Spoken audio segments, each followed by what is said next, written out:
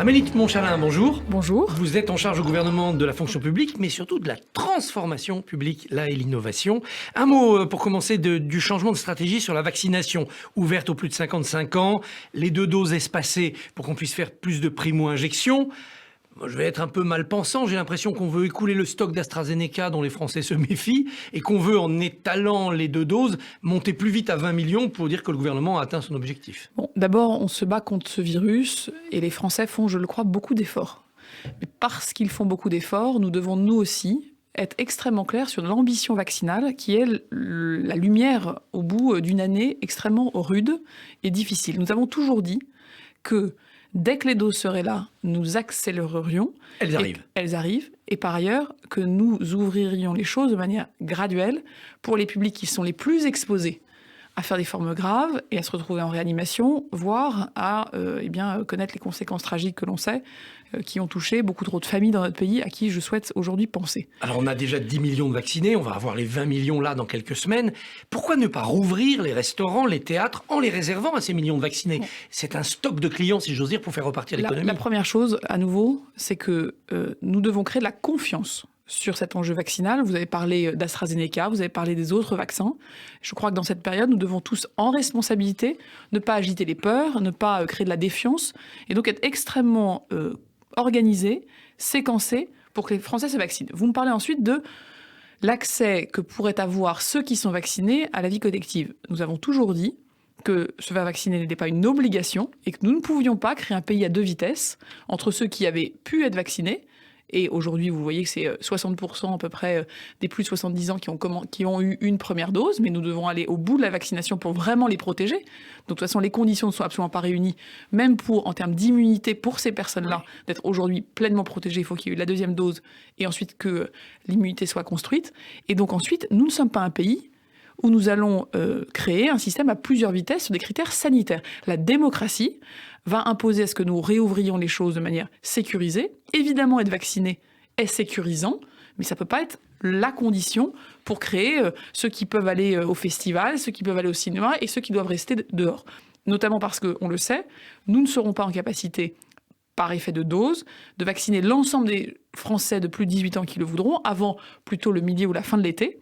Et donc, d'ici là, il faut qu'on puisse réouvrir les choses de manière organisée. C'est l'objectif que nous a fixé le président et le Premier ministre, de préparer les choses, s'assurer que l'épidémie ne reprendra pas. Mais ça veut dire d'abord qu'il faut que dans les prochains jours, prochaines semaines, nous continuions les efforts pour continuer de casser la courbe. L'autre suspense du jour, ce sont les maires de France qui doivent répondre avant midi, ils sont 34 970, à une question simple. Veulent-ils, oui ou non, un report des élections régionales prévues les 13 et 20 juin ? C'est pas la question qu'on leur pose. Non, c'est est-ce qu'ils se sentent en capacité ? C'est alors qu'ils sont très investis, on le sait, notamment dans l'effort vaccinal et sanitaire. Alors que le Conseil scientifique a posé un certain nombre de préconisations, eux, qui sont ceux et celles qui organisent, qui ont la responsabilité juridique d'organiser ces élections, considèrent-ils qu'ils seront en capacité de le faire au mois de juin ? Vous connaissez beaucoup de maires, notamment en Ile-de-France, notamment dans votre département, l'Essonne. Qu'est-ce qu'ils vont répondre, à votre avis ? Ils vont répondre ce qui est adapté à la situation de leur ville. Ils vont répondre ce qui semble être la possibilité pour eux de mobiliser des agents publics. Christian Estrosi, hier, dans le journal du dimanche, a montré quelles étaient les questions qu'ils se posaient très concrètement pour que ces élections puissent se tenir dans de bonnes conditions. Moi, je voudrais vous dire que sur ce sujet, je suis quand même un peu interloquée. On est un pays où beaucoup nous reprochent parfois de ne pas assez consulter, de décider, j'entends parfois, seul, sans consulter qui les parlementaires, qui les élus de terrain. Dans cette affaire, qu'est-ce que sont les étapes ? Le Premier ministre a pris l'engagement de proposer au Parlement une stratégie permettant d'organiser, il l'avait dit, une présomption de maintien des élections. Pour ce faire, nous devons partir du terrain, des réalités concrètes. Et donc le Premier ministre et le gouvernement a pris l'initiative de s'assurer que pour faire cette proposition au Parlement, ils puissent se fonder sur l'avis concret de terrain de ceux et celles qui organisent les élections. Et on entend maintenant que ce serait sacrilège, que ce serait une crise de confiance que de demander leur avis au maire. J'entends Gérard Larcher notamment qui nous explique que ce ne sont pas des bonnes manières. La bonne manière en démocratie, c'est d'écouter ceux et celles qui font vivre la démocratie. Mais une association des maires de France, ça suffisait peut-être, son avis ? L'association des maires de France a un avis qu'elle a constitué dans son bureau. C'est tout à fait son droit. D'ailleurs, son avis sera pris en compte. Il nous a semblé dans les derniers jours qu'entre la réponse qui avait été faite par l'AMF et ce que les uns et les autres entendaient remonter du terrain et des maires qui parfois n'avaient pas forcément été, vous imaginez, les 35 000 à tenir le crayon de la position commune de l'AMF, que nous avions besoin pour que le Premier ministre puisse proposer une stratégie, nous assurer que l'ensemble de ceux qui doivent l'organiser ait été consulté. Et ça se terminera par un vote du Parlement, c'est le Parlement qui décidera. C'est de toute façon soumis à un vote. Ensuite, je tiens à dire qu'on est aussi là dans une période très particulière. La dernière fois qu'on a consulté le Parlement sur les mesures sanitaires, est-ce que je peux vous rappeler ce qui s'est passé ? Un certain nombre des parlementaires, des sénateurs notamment, ceux que Gérard Larcher nous explique être les représentants absolus, permanents, engagés de la politique démocratique. Ils n'ont pas pris part au vote. Donc on est dans une démocratie aujourd'hui où c'est un peu facile. Tout le monde a raison après, et quand il s'agit de prendre ses responsabilités, il y en a quand même beaucoup qui quittent la salle avant d'avoir pu faire ce qui est dans leur rôle de parlementaire. J'ai été député.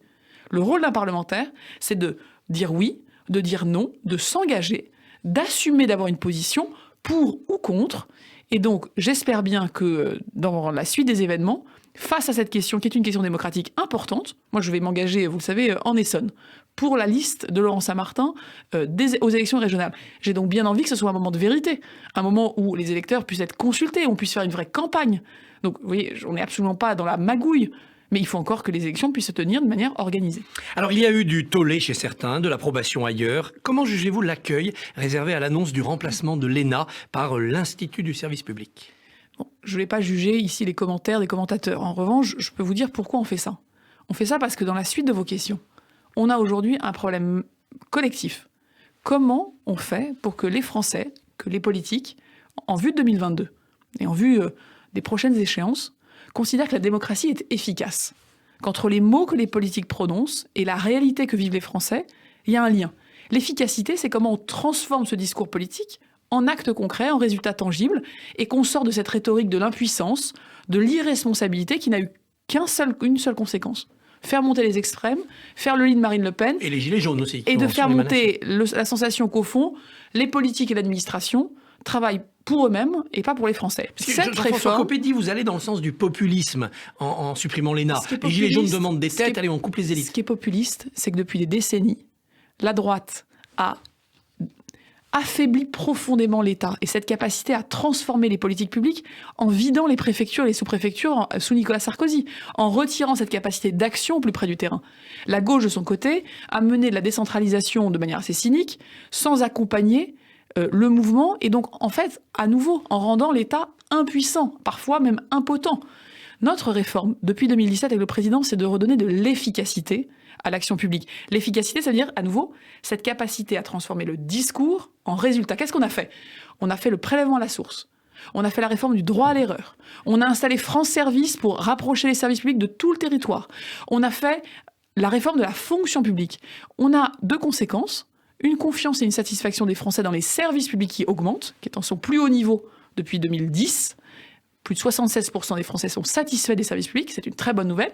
Et aujourd'hui, on doit aussi s'interroger sur les structures, sur le sommet de la décision administrative. Et donc, on fait cette réforme de la haute fonction publique. Est-ce que le problème, c'est pas plutôt les grands corps, le Conseil d'État, l'inspection des finances ? Ça va prendre des années avant que ça change, ça. Notre réforme, elle a plusieurs étapes. Qui est la nouvelle génération qui doit, en 2021, reconstruire le pays, regarder l'avenir, être formée aux enjeux de notre siècle ? Ça, c'est l'Institut. Ensuite, comment on forme ? Comment notamment on forme en commun tous nos hauts fonctionnaires qui soient sous-préfets, magistrats, directeurs d'hôpitaux, administrateurs des collectivités territoriales, avec un tronc commun. Chacun gardera bien sûr son métier, mais comment on forme à des enjeux du XXIe siècle et comment on forme tout au long de la vie et pas seulement au début de la vie. Et puis ensuite, il y a ce que vous citez. Comment on gère les carrières, comment on gère l'évaluation, comment on sort de cette logique de corps. C'est-à-dire que votre classement à 25 ans détermine non seulement votre métier, mais il détermine votre carrière, il détermine tous les... Donc nous, on est vraiment sur ces trois enjeux-là. Le recrutement, la formation, la gestion des carrières pour recréer de l'efficacité. Est-ce que le moment n'est pas venu de décentraliser vraiment, c'est-à-dire de donner des responsabilités, comme en Allemagne pour les Länder, l'éducation, la culture, les régions ? Vous savez, moi je suis aujourd'hui très sensible à un élément de notre patrimoine, notre identité nationale. Nous sommes en France une nation qui s'est construite autour de l'État. Le mouvement des Gilets jaunes l'a rappelé. Les Français attendent de l'égalité. Ils ne comprendraient pas pourquoi, au nom d'une décentralisation politique, la vie, les conditions de vie quotidiennes seraient très différentes du nord au sud du pays. La seule institution qui peut permettre de garantir cette égalité, c'est l'État. Mais il doit pour cela être pleinement efficace. Vous ne pouvez pas effectivement avoir un État qui crée de la lenteur, qui crée de la lourdeur et déconnecté du terrain, parce que sinon vous avez une égalité dans les mots et vous avez une impuissance et des inégalités dans les faits. Notre enjeu aujourd'hui, c'est évidemment d'accompagner les collectivités. C'est que les collectivités et l'État travaillent ensemble. C'est aussi que l'État soit renforcé sur le terrain. C'est d'avoir des préfets qui ont plus de pouvoir, c'est d'avoir plus d'hommes et de femmes dans les préfectures, dans les sous-préfectures, plutôt que dans les ministères centraux. Pour faire ça, il faut qu'on ait en face de nous des collectivités locales qui soient aussi dans un discours de travail commun. Moi, je récuse ceux qui, comme Xavier Bertrand, nous expliquent que, au fond, leur projet politique, quand il s'agit d'être président de région, c'est de taper sur l'État, c'est d'avoir comme projet d'affaiblir ou de critiquer en permanence l'État et de finir par dire que quand ça marche, c'est les collectivités, et quand ça marche pas, c'est l'État. Moi, notre idée est très simple. Nous avons besoin des collectivités, les collectivités ont besoin de l'État, les Français attendent l'État pour créer de l'égalité. Nous renforçons les pouvoirs d'action des préfets, nous allons les évaluer différemment et nous allons surtout remettre chacun devant ses responsabilités. Ce n'est pas un projet politique que de considérer que l'État est responsable de tous les maux, au contraire. Résultat, la France est suradministrée, comme dit Gérard Larcher. Non, parce qu'il faut que nous puissions remettre aussi de la clarté dans les responsabilités des uns et des autres. C'est l'enjeu de la loi 4D, que nous partagions bien qui fait quoi, mais de nous dire que nous aurons toujours besoin d'un État fort, d'un État bien organisé, d'un État avec des bonnes compétences au bon endroit, d'un État qui réinvestit l'échelon déconcentré, c'est-à-dire l'échelon territorial, là où les choses se passent, mais des collectivités qui jouent le jeu en face et qui sortent de cette facilité qui, objectivement, est une irresponsabilité, qui est de considérer, par exemple, comme disait Bertrand, que quand il y a un problème dans les Hauts-de-France, c'est l'État. Et quand il y a un succès, c'est lui. C'est ensemble qu'on réussit. C'est pour ça qu'on signe des contrats. Pourquoi on signe des contrats de relance ? Les contrats de plan État-région, les contrats de relance, pourquoi on signe des contrats ? Pour faire la transparence et la vérité sur ce que font les uns et les autres. Le candidat Emmanuel Macron voulait supprimer 200 000 postes de fonctionnaires. L'objectif a été réavisé à la baisse ensuite. Voilà. Ça sera zéro finalement. D'abord, cette logique comptable, elle est mortifère. On peut compter comme ça. Ce que les Français attendent, c'est un État efficace. C'est des services publics de qualité. C'est une réponse de proximité. C'est de la rapidité dans la réponse. Évidemment que nous avons à nous réorganiser. Aujourd'hui, avec le Premier ministre, pour 2021, on a pris non pas une approche comptable, non pas, vous voyez, le laminat noir fin, qui consiste à dire, parce qu'on va réduire ci ou ça, ça va mieux marcher. Nous avons pris un engagement. On stabilise le nombre d'agents de l'État. 2021, il y aura autant de fonctionnaires d'État qu'en 2020. On est quand même dans une période où c'est déjà en soi un effort. Mais on le fait en nous réorganisant, en réallouant les compétences, en réenvoyant 2500 fonctionnaires des ministères parisiens vers l'État territorial. C'est une réforme d'efficacité. Les Français aujourd'hui, les grands chiffres, ça ne veut rien dire. Ils attendent que dans leur département, il y ait des résultats. C'est aussi pour ça qu'on a présenté, et je finirai par là, sur le site du gouvernement, chaque Français peut voir dans son département quels sont les résultats des 25 réformes prioritaires. Sur gouvernement.fr, vous tapez votre code postal et nous rendons compte de l'action publique dans ce qu'elle a de bien avancé depuis 2007, aussi dans ce qu'elle a moins avancé, et là où nous devons accélérer, nous mobiliser, mettre des moyens et nous assurer que tous les Français, dans tous les départements, ont accès aux mêmes résultats de politique publique. Amélie de Montchalin, merci, bonne journée. Je vous remercie.